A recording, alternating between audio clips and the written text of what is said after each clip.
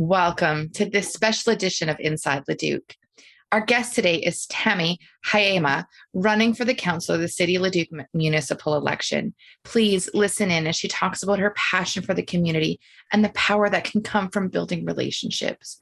Election date is October 18th, so make sure you tune in to all the candidate platforms so you can make the most informed decision for you. Thanks for listening.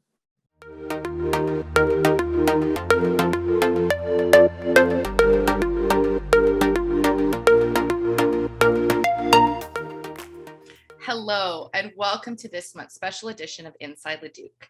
I am your host, Tarah Flynn. I would like to start off by acknowledging that we are on Treaty 6 territory, a traditional meeting grounds and gathering place and traveling route for many First Nations. We acknowledge many First Nations, Métis, and Inuit whose footsteps have marked these lands for centuries. As a special edition, I wanted to give the candidates running for City Councillor a chance to share a bit about themselves outside of door knocking and the forums that they have been on. So welcome, Tammy Haayema. Let's start off with a bit. Yeah, let's start off with a bit of who you are. Who I am. I am a Leduc resident. I am a past business owner in Leduc. I've had 2 successful companies. I've got 3 daughters, and I currently work in Leduc for a franchise. I'm excited to put my name forward and have put my name forward for Leduc City Council. That's awesome. So please tell us why you're running for City Council and what's your vision for Leduc? Thank you for that question. So I'm running for council because it's time. I've wanted to run for 2 different terms now, but the timing wasn't right. I myself was employed with 2 companies, and I just didn't have the time to dedicate and do the best job I know I can do. And it just wouldn't have been fair to the citizens of Leduc. Now that it's time, I'm excited at the opportunity to work as part of council to engage change and influence the quality of life for the citizens of Leduc. I feel with my positive track record of skills and life experiences, along with the natural ability to build relationships, I'm confident to represent the city that I've proudly called home for over 20 years. My vision for Leduc is to see a vibrant, accessible city for all people with all abilities to enjoy. A place where you can build your family and enjoy your life. It's a great reason because life is meant to be enjoyed. That's absolutely for sure. So what differentiates you from the other candidates? Well, I will say confidently that I can bring to the table for the City of Leduc Council energy, passion. I have commitment and dedication, confidence. I'm vocal. So having that said, building relationships is what I do. I believe asking questions, brainstorming viable options as a team effort, and being a strong advocate for the citizens that I will proudly represent. I'm no stranger to Leduc. I've been here for 20 years. I understand all the struggles, not all the struggles. I understand struggles that we commonly have. My understandings, of the community might be a little different than others. So in my back pocket, I'm a mom to 3 daughters who, of course, have strong personalities, ambitions, and dreams and goals. Being part of the community in the small business aspect. So 15 years of growth from both businesses that started from the ground up. So that alone has taught me diversity, fiscal responsibility, challenged my personal growth in all sorts of ways, shapes, and forms, staying true to myself, my beliefs, and of course, looking after the very people who saw me sacrifice and give it all with dignity. Of course, I'm talking about my family, my customers. Without my customers, I didn't have a business. And my customers are my community, and I understand the value in that. On top of all that, I found time to be passionately involved with volunteering. For many years, I held leadership roles in a variety of boards. Again, grew my ability to work with people of all cultures, all abilities, and everyone brings an opinion. So I feel that I have a diverse way of speaking and listening, cultivating those ideas, growing me personally. It certainly stretches you out of your comfort zone being a volunteer. It is something that humbles you. And I encourage anyone to this day that if you haven't volunteered, you should. You will see growth. You'll see all sorts of emotion. And at the end of the day, it's so satisfying and rewarding.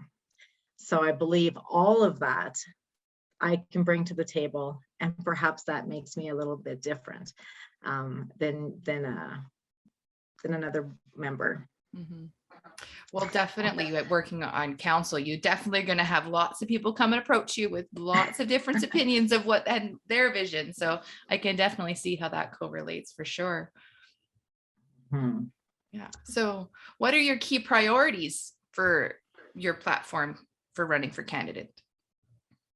So over the course of these 20 years and really starting to pay attention and having more time to pay attention, and having lived through different eras of the economy, I've pulled a few things that I can say mean the most to me, but it's certainly a limited list because we don't have hours and days to talk about this.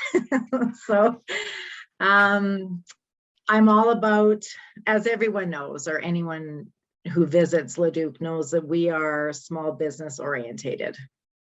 We have a lot of mom and pop shops. I was one of them, and then I developed two of them. And I am all about supporting local business. So in my opinion, we earn our money locally. We have to spend our money locally. I understand the value of that. That put food on the table for my kids, put them through sports. That's just to name a few. So I could have easily ran in and got things differently from other places, chose to spend my money local to keep my local economy going within my control. So supporting local business, definitely. Economical development and infrastructure, let's face it, we have a lot of potential. And I think that if we continue to work with existing partners and seek people in their professions. I am not a professional in everything. I don't know everything. I need people. I need a network. I need positive influence. I need all sorts of feedback.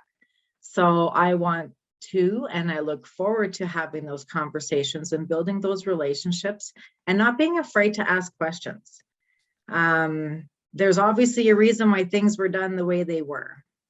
You know, is it habit? Is it something that we're afraid to move out of and evolve into something bigger and better? I don't know. But I feel that we need to create a space that we can comfortably do that and really learn from each other.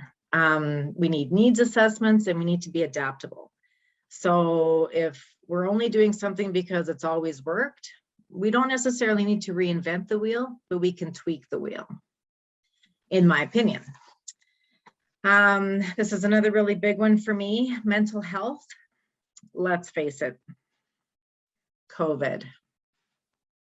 I am positive that we can all say that we have been affected some way, shape, or form. We have been isolated. We have been put under different strains. Nobody knew this was coming. This wasn't planned. How do you plan for a pandemic? You know, you always plan a fire route escape. Did we have one? Do we have a recovery plan? How do we know if it's working? all these different measurable things that can be done. I'm not saying I have the answers. I'm saying I'm like everyone else. I want to get out of this safely and healthy and know that I have outlets and that people have outlets. Our mental health is struggling. So does that mean we bring on accessibility for people, in a 12 to 24-hour window for the crisis lines?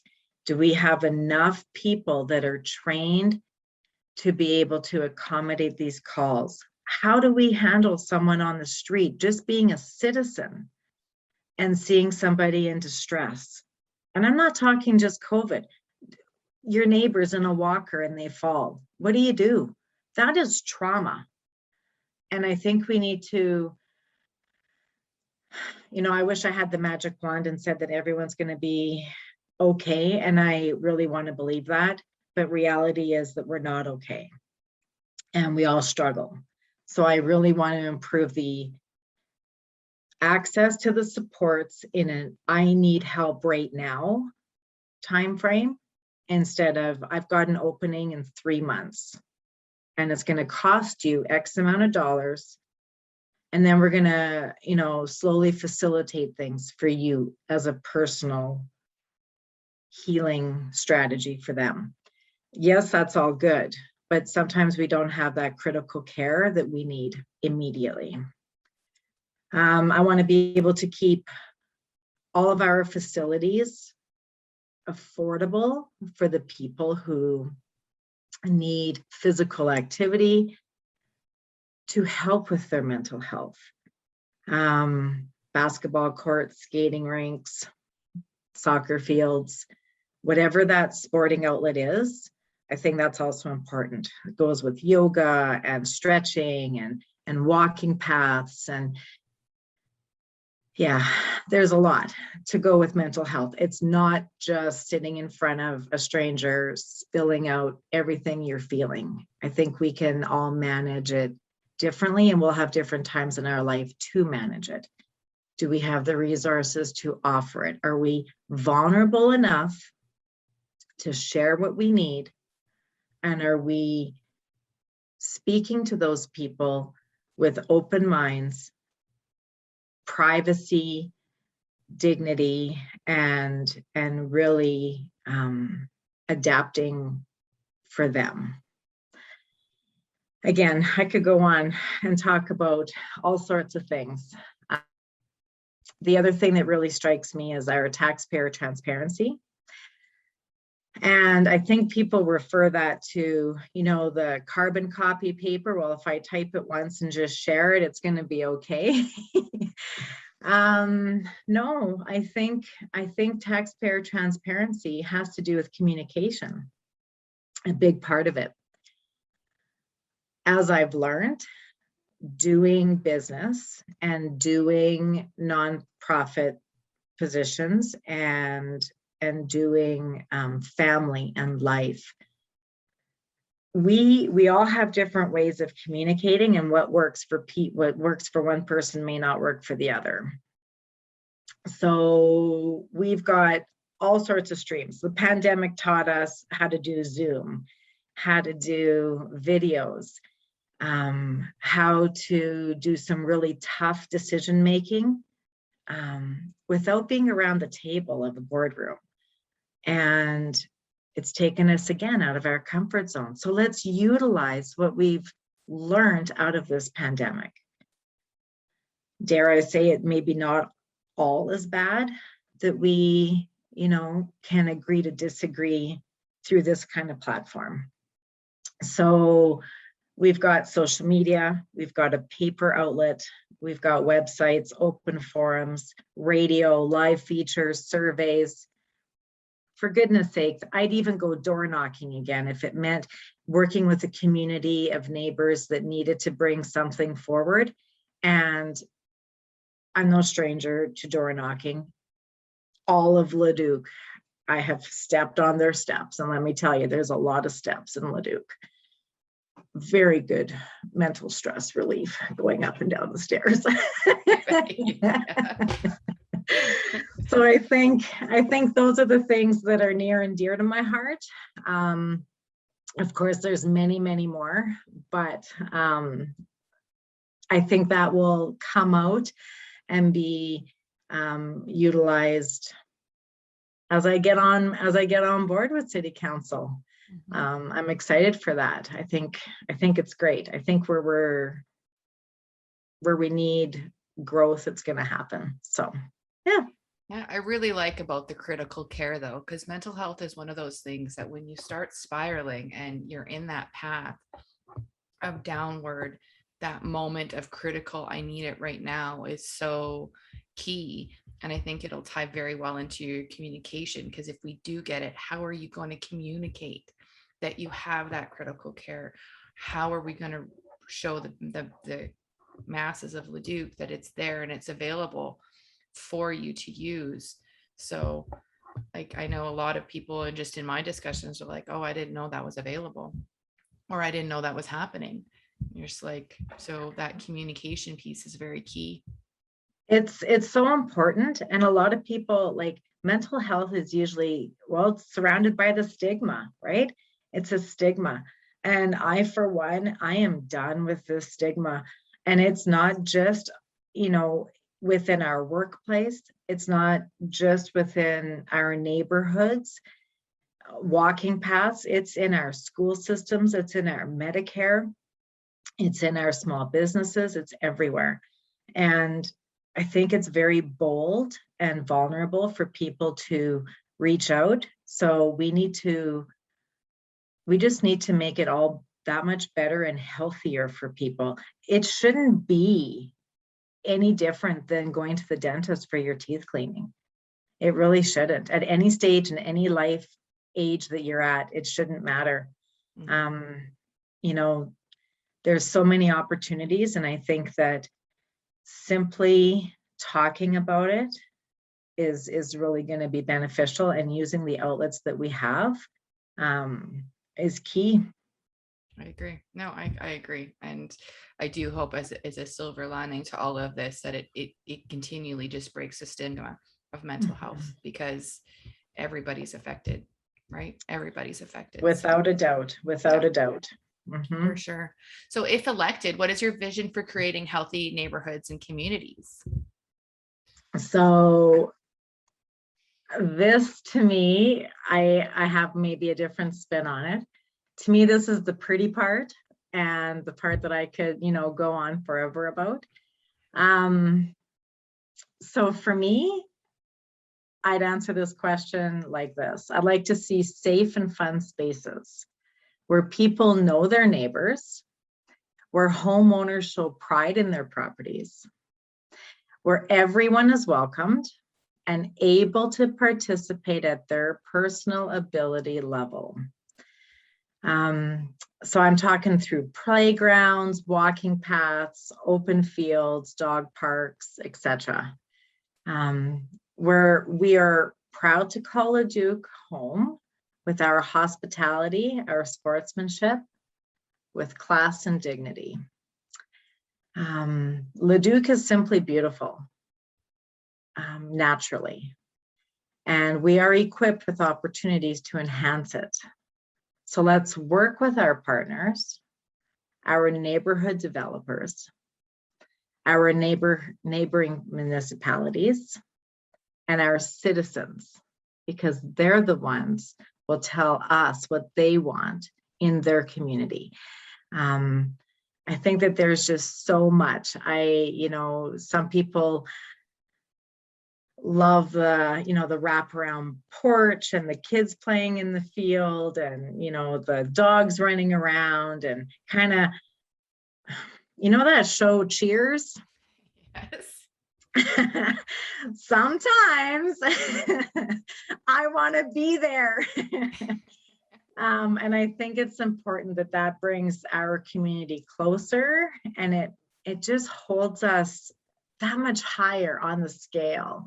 Home ownership is huge. Our youth are going through that. So many people in this pandemic, again, have either maybe lost their homes, can't afford, to maintain their homes. And our developers are having maybe a tougher time selling their homes. So how do we all work together to build a package and a community where, you know what, my neighbor's in a cast, I should go mow his lawn, instead of complaining and arguing and, you know, utilizing that energy? Why don't we help our neighbor? And why don't we just, we're equipped to be better. So let's be better.